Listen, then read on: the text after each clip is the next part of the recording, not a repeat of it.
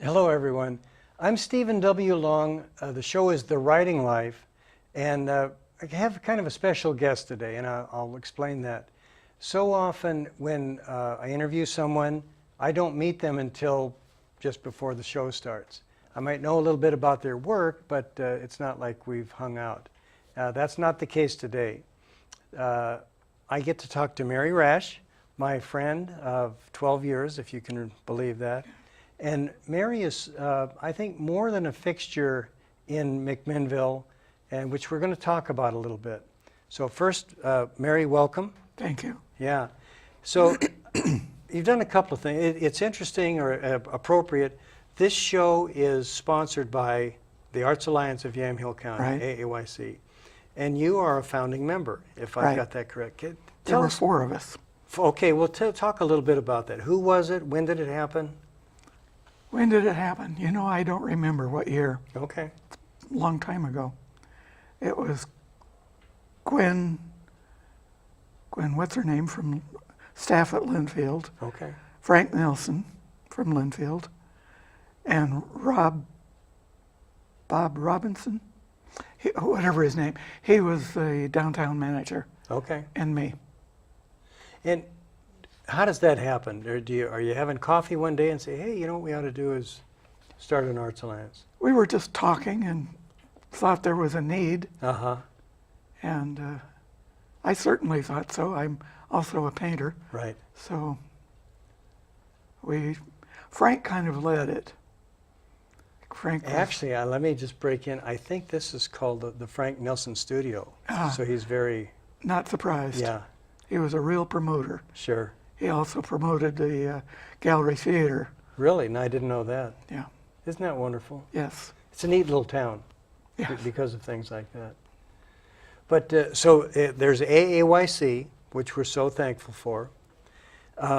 There's also Easy Riders. Right. And I don't know if you remember, it's now been, I think, 12 years. I wrote to AAYC. I think I Googled writing groups in McMinnville and got your number and called you, I think, or did I write to you? Oh, heavens, I don't remember now. Yeah. Well, I know you were reluctant. You said, well, there's not really room right now, but why don't we get together and I think we had a cup of coffee or something. And I think you were really just sussing me out. Undoubtedly. Yeah. You know, we're a close-knit group, Right. and we like to enjoy each other. Yeah. And There's some chemistry in addition to a level of talent. yes, definitely. Yeah. I'd say it's family now. Yeah.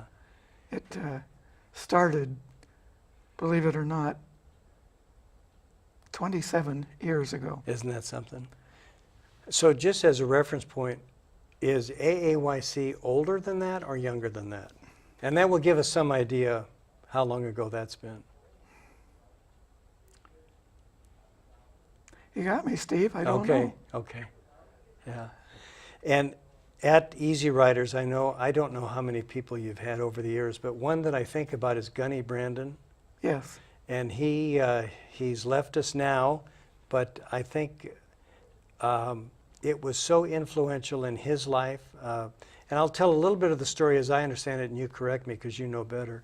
But I think he suffered PTSD. Right.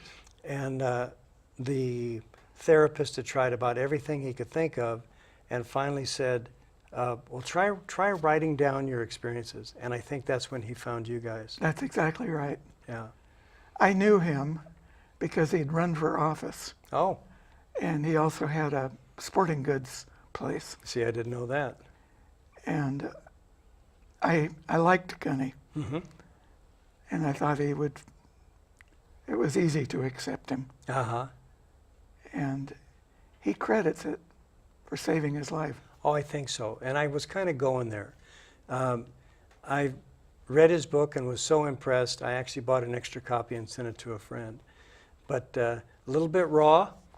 Quite raw, but you know, it was so good, who cared? Yeah. It was honest. It was very honest. He told it as he saw it, Yeah. as he experienced it. One time we were at an event and I was talking to him and I said, you know who's the real hero in your book is your wife. But that was tough. And I think he was almost the quintessential military man. Yes. Hard drinking, hard living. After he published that book, did you know what happened to him? No. He wanted to promote it when he found out that it was being accepted. Yeah. And he thought a good thing to do would be to go to army bases. Well, it turned out that he was such a war hero that the generals across the country put him on planes to go from base to base. No, that's wonderful. I didn't know Yeah. that. I knew that he had sort of made that book a second career, but I didn't know about the rest of it. Yeah, Oh, good. kind of makes you want to salute him. Sure. Well, he did a lot. There was someone else, and I'm trying to think, was it a relative of Ken Kesey was in the group? Yes, yes. Was it cousin or? Cousin, first cousin, Okay. and he was a very good writer. Yeah. I was very sorry to lose him. Uh-huh. He got his book published.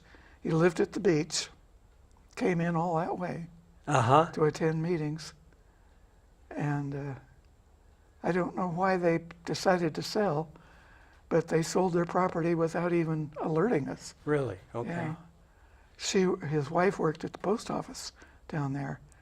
And when I didn't hear from him, I finally got in my car and drove down to his place Oh my gosh. to figure out if he was okay or what was going on. Sure. And the post office told me they left town. Huh. So- Yeah.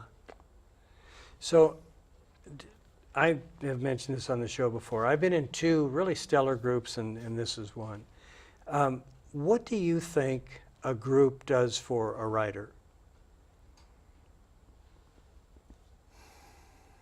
A writer, a would-be writer, who is able to accept friendly critiquing. Mm-hmm.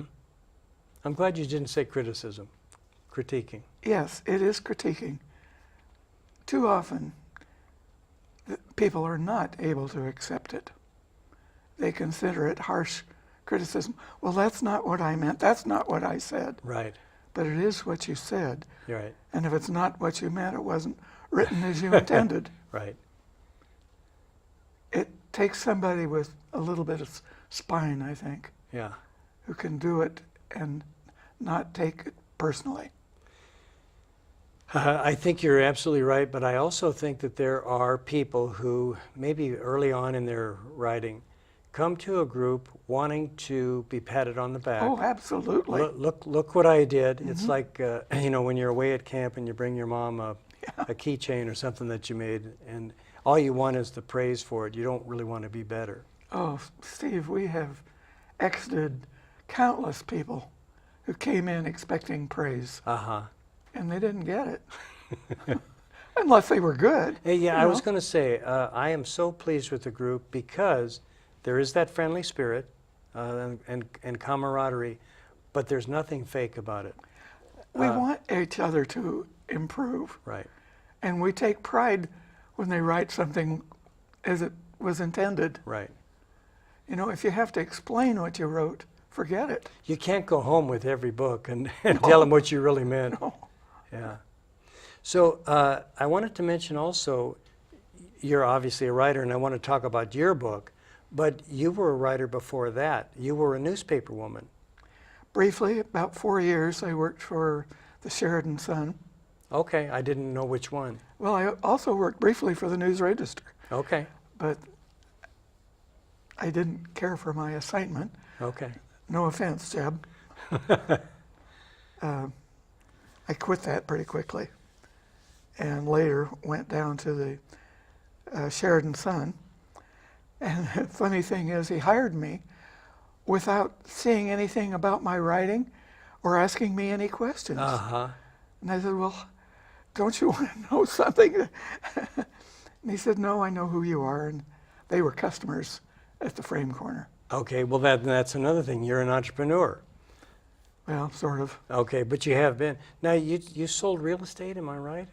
right? Okay, that was in Lake Oswego. Yes. Okay, which is, I don't know that you're self-employed, but you're Yes, you are. okay, because it's commission. Yeah. Right? You don't sell, you don't get paid. Right. But then what about the frame corner? How in the world did you transition from one to the other? Did you have experience, or you just thought, heck, I can do that? I had minor experience because I framed my own paintings, Okay. but not enough experience that I could be set free in a frame shop. Mm-hmm. There was an interim between real estate and the frame corner. I opened a fabric store. Oh, I forgot that, yeah. Yeah, and I did that because I was pretty comfortable with sewing. I knew it, and I just knew I could do it. That's, you know. There's no lack of confidence in this lady. No, there isn't. But the fabric store, my timing was poor. Okay. Women were not sewing as much, and I was losing money like crazy. Yeah. So I kind of looked around, thought, what can I do? Well, maybe I could be a picture framer. Okay, so the motivation, you were in business, and the motivation to do a different business was that was faltering. That wasn't doing the sewing, no, what would you call the fabric business wasn't doing well.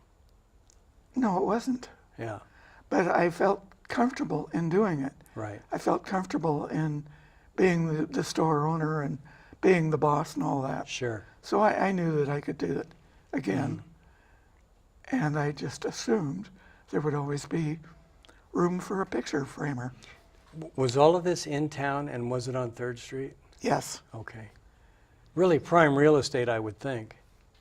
Yeah. And when I got into the picture framing, I wasn't entirely comfortable. I stayed with it for about, I don't know, 6 or 8 weeks. And I had hired a young woman. And I said, you're going to be on your own for 3 weeks. I looked into it and discovered that there was a fellow in San Francisco who taught picture framing. Really? His name was Paul Fredericks, and he was Ansel Adams' personal framer. So, That's a recommendation. yeah, I thought so. I didn't have the money to carry through for 3 weeks in a motel, but I did have a cousin in Berkeley. Okay. So I called and asked if I could board with her for 3 weeks. Yeah. I hadn't seen her since we were little kids. Huh. She was generous, and I think said yes with some hesitation. But she let me come in, and that saved my neck. Yeah. And so did the 3 weeks with Paul. He was a master. The 3 weeks were 5 days a week, 6 hours a day. Really? And I learned all about protecting old documents. Okay. So it's more than cutting the frame. Oh, mercy, yes. Yeah. You know, and it was a very important thing to do because I often got, not often, I sometimes got works in there that were worth thousands. And I had better know what I'm doing. Yeah. But I did. You know, it's great that on the one hand that I had a business, and when people trust you, and I had that almost 30 years, and I never got tired of selling something because I always thought that there was trust in that, that they'd rather have the thing that you do than the money that they're giving you, and to me it was always a compliment that somebody would do that. Well, I did very well at the frame corner. Good. People did trust me, and I trusted myself. Uh-huh. And I enjoyed it for 15 years, but by the end of that time, I was getting a little bored. Sure. It was no longer a challenge. And I think that's the real secret to business. It has Keeps you interested? Yes. Yeah. Yeah. A couple of things. Just to stay with the painting a minute. You are a painter. You're certainly recognized locally, and I know your work hangs at the Atticus. Right, Yeah, and Marilyn Affolter, I believe, has your work as well. right. You set a goal for yourself here, is it a year ago? You were going to do a painting a day, and in fact you did. I did Yeah, for a year. yeah, isn't that something? Well,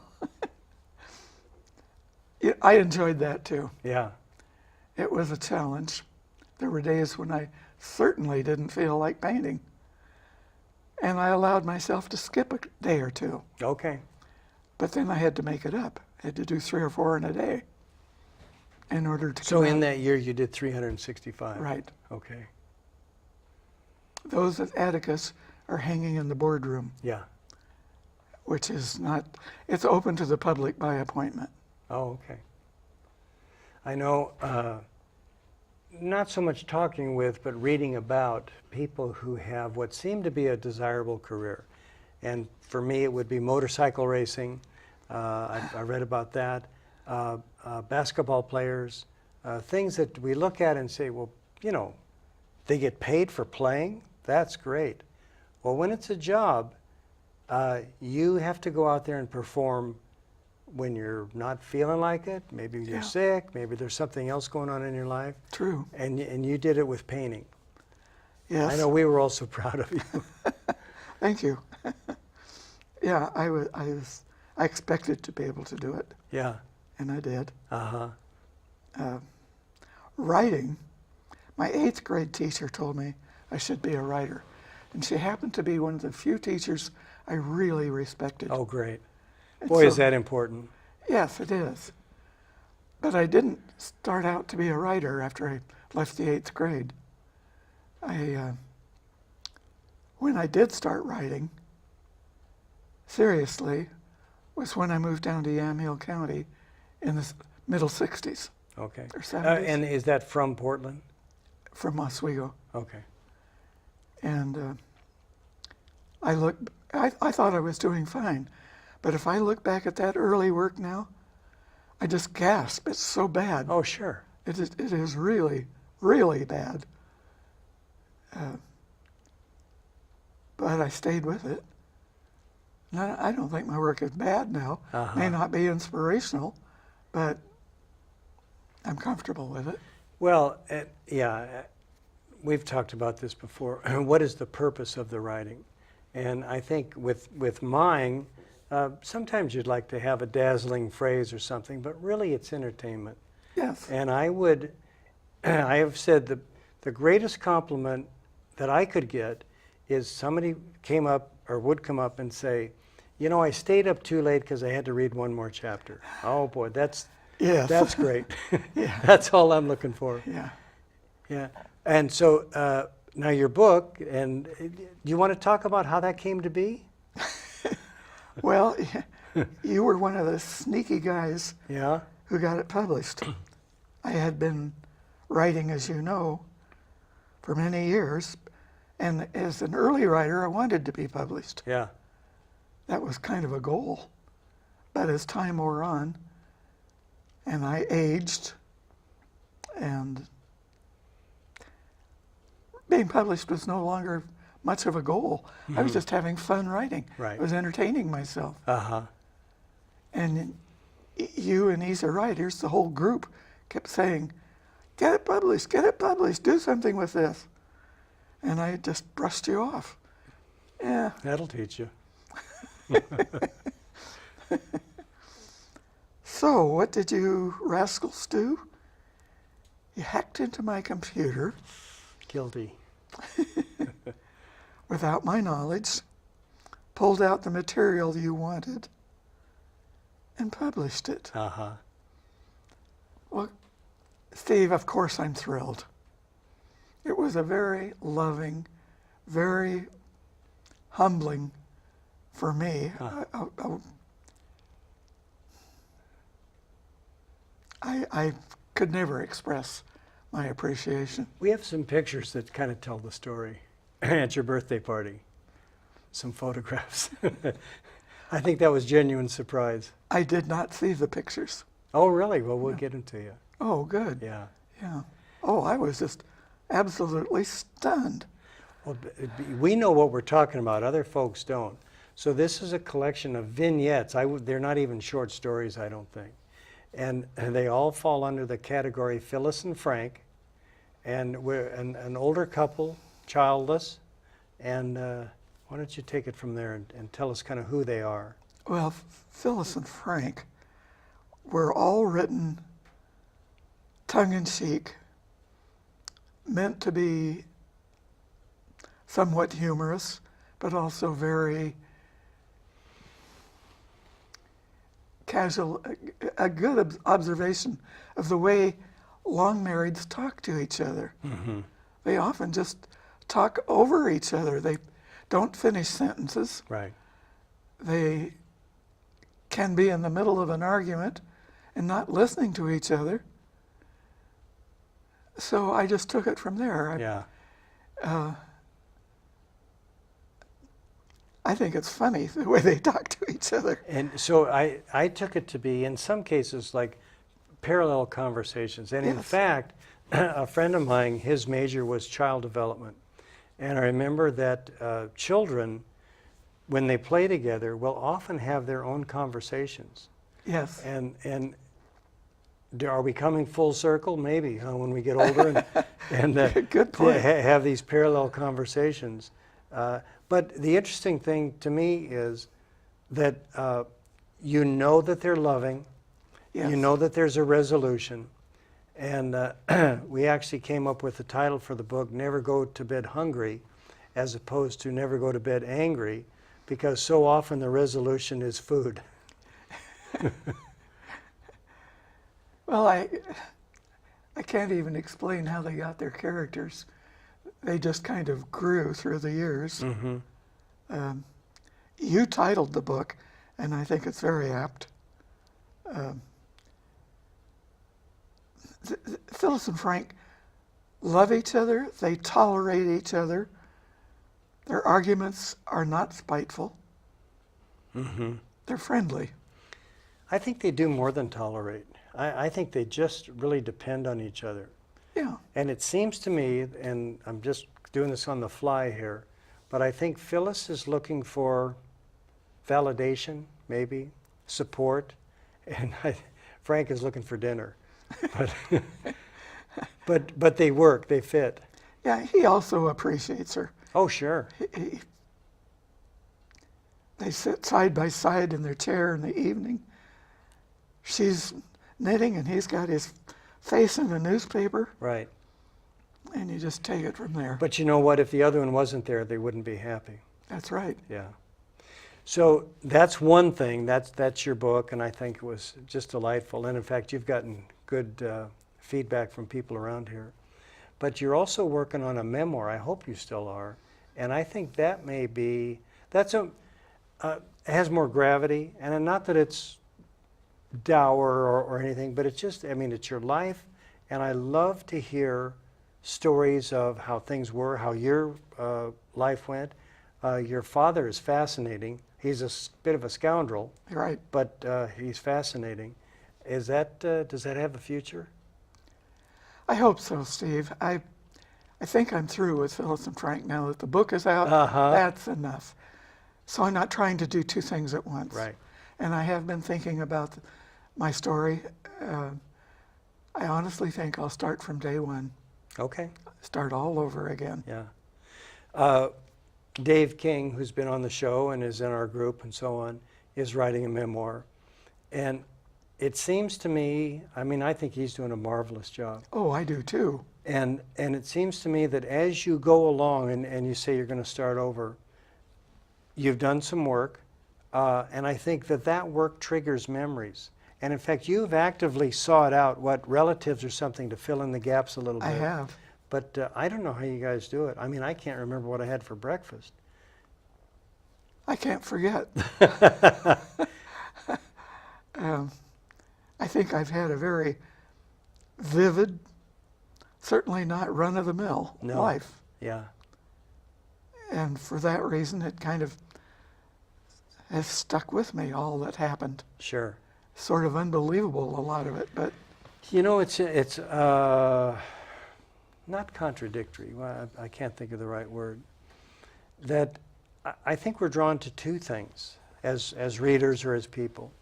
We're drawn to the unusual. There's the memoir, Let's Don't Go to the Dogs Tonight. And I think the girl was British, growing up in Africa. And so that's unusual. That's unusual to us, not having done that. And it was a great book. It was fascinating. The flip side of that is the familiar. And we've had Karen Huntsberger on the show. She's going to come here, and she's written a second book, assembled a second book. And it's not unusual. It's just heartwarmingly familiar. And so you've got those two things that I told her one time that I sort of fell in love with her family. And there's nothing astounding in it. These are a collection of letters, which is really another way to do what you're doing, and it's capturing the past. And the people are away from home, obviously, if you're writing a letter. And gee, I wish I was with you for Christmas. I remember the turkey and or the smell of the tree or something. And we've all done that. Yes. But it's just comfortable and warming to read it again. Part of my motivation in writing my story is the fact that I was born just before the Depression started. Okay. 28. Now this isn't your fault, right? The Depression. Well, nobody has actually blamed me. Okay. They haven't, all right. But so there might be that thought out there. But I think what I lived in those years is history. Sure. And people my age are thinning out, Yeah. so to speak. Uh-huh. So I'd like a shot at kind of recording what it was like to grow up a poor kid in the Depression. Yeah. I think that's generous on your part, but it's important. Yes, it is. Who hasn't said, and I'll use myself as an example, gee, I wish I would have asked Grandma something. Oh, Or my parents even. You're so busy living your life and growing up, Yeah. and they're always there, except when they're not. that's right. And it's great to have that resource to be able to go to and say, oh yeah, pick something. You know, one of the things I think about from my childhood, a Three Musketeers bar was a nickel, and the reason they called it that was it was scored and you could break it into 3 pieces and give it to your friends. Well, kids don't know that now. You're right. Yeah. Yeah. There's a lot that we, I think, endured that would kind of shock people now. Did you at the time feel that it was enduring? I bet you didn't, because it was No. just life. Absolutely not. My family was full of fun. Sure. We laughed all the time. Yeah. Didn't really understand that we were, at least I didn't understand that we were just scavenging. Poor or rich is only relative. Yes. I just read a quote that I loved, and it was something about it's not how our worth isn't based on how rich we are, it's on how we affect other people. Yeah. And I love that. And I do too. And one of my favorites, I think it was George Bernard Shaw. He said, "It is not enough that one succeed. One's friends must also fail." And I think that speaks to the relative nature. So in America today, even people below the poverty line probably have a cell phone and a TV. So is that, in some other part of the world, they might be considered kings, but Yeah. but relatively That's they're true. not here. And sad. Yeah, it Very is. sad. Mary, we're out of time. See, Yay. I told you it was fast. So thank you for being my friend and facilitating our group and just doing a great job. And thank you for being my friend and being a part of my life Well, and the group. great. Are we really off? No, I have Oh. to say goodbye. Oh. And that's it. Folks, that's The Writing Life. I'm Stephen W. Long. I'd love for you to get hold of me at stephenwlong.com. Suggestions, comments, whatever you'd like. And we'll just see you next time on The Writing Life. Bye-bye.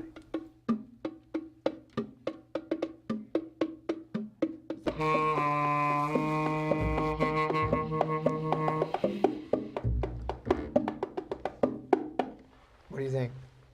We done?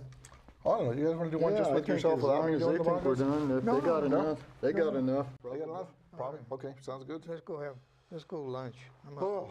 hungry. Yeah. Yeah, I could just bite too.